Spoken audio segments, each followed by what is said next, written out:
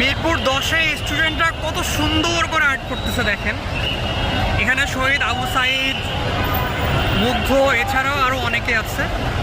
এই দেখেন জাস্ট স্টুডেন্টরা কত সুন্দর করে আর্ট করতেছে। এইখানে ট্রাক ভর্তি রং। এইটা হচ্ছে মিরপুর 10 মেট্রো রেল স্টেশন। এছাড়াও প্রত্যেকটা পিলারে দেখেন, প্রত্যেকটা পিলারে কত সুন্দর করে আর্ট করা হচ্ছে। এটা দেখেন, এই যে বাংলাদেশের মানচিত্রের উপরে শহীদ আবু সাইদ। আর এছাড়াও ট্রাফিকের কাজটা স্টুডেন্টরা বিগত 3 দিন ধরে অনেক সুন্দর করে করতেছে।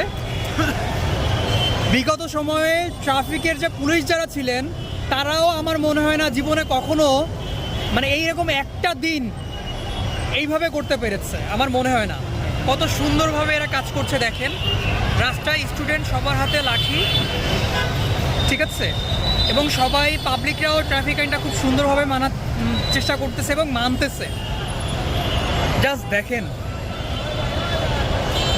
আমি যদি এই সাইডটা দেখাই, এই সাইডটাতেও দেখেন ট্রাফিক আইনটা সবাই কত সুন্দরভাবে পালন করছে এবং স্টুডেন্টরা এখানে দাঁড়িয়ে আছে, সাথে কিছু আনসার আছে, এছাড়া হয়তো বা অন্য কোনো একটা বাহিনী থাকতে পারে, ঠিক আছে। এই যে প্রত্যেকটা সাইডে স্টুডেন্টরা কত সুন্দরভাবে কাজ করতেছে দেখেন।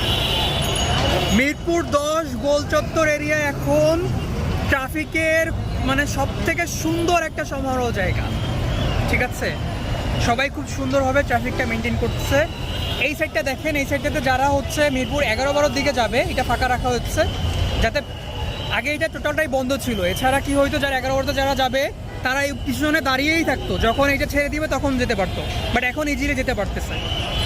স্টুডেন্টরা তারা হচ্ছে নিরলস পরিশ্রম করে যাচ্ছে, হয়তো বা আর বেশি দিন তাদের করতে হবে না ইনশাআল্লাহ।